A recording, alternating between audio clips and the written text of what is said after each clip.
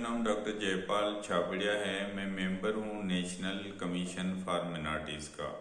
आज 27 अक्टूबर को पूरी दुनिया में कश्मीर का ब्लैक डे मनाया जा रहा है। ये 47 से इसकी हुआ था वाक़या, जो 47 में, और तब से ये ब्लैक डे करके मनाया जाता है।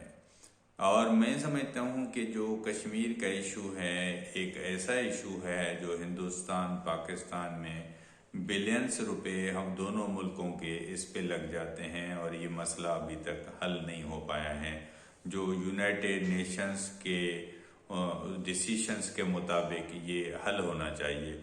मैं समझता हूँ कि इससे दुनिया में जो एक दोनों तरफ जो सिटीजन्स हैं, हिंदू मुसलमान, उनमें नफ़रतें भी बढ़ रही हैं और ये दोनों मुल्कों का इकोनॉमिकल लॉस भी है।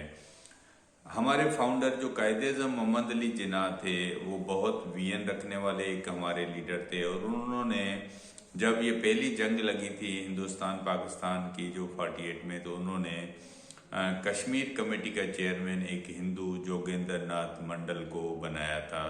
तो first Kashmir committee chairman of the Pakistan was Hindu, और वो फर्स्ट लॉ मिनिस्टर भी थे पाकिस्तान के। उसके बाद हम देखते हैं कि पाकिस्तान की हमारी जो डिप्लोमेसी में हम पूरी दुनिया में सपोर्ट नहीं ले पाए। उसके बाद जो कश्मीर कमेटी के चेयरमैन बने हैं, वो पूरी दुनिया में सही आवाज़ नहीं उठा पाए या सपोर्ट नहीं ले पाए, और इस मसले को हमने अभी तक हल नहीं करवा सकते।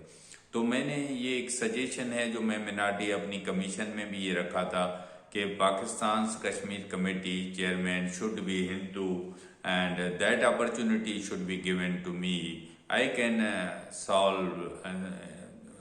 Can play a good role for this solution.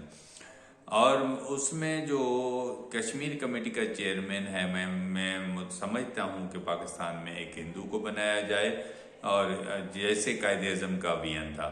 Y not we should talk against the Modi government. हम क्यों नहीं मोदी गवर्नमेंट के खिलाफ बात करें, और ये मसला जो लटकाया हुआ है इसको हल होना चाहिए। तो दोनों मुल्कों के जो हमारी 1/3 पॉपुलेशन है बिलो पॉवर्टी लाइन है गुजारती है, और हमारे बिलियंस रुपए, दोनों मुल्कों के बिलियंस रुपीस हमारे असले पे चले जाते हैं। उसके अलावा एक नफ़रतों में इजाफा हो रहा है, जो ये इशू ख़त्म होना चाहिए।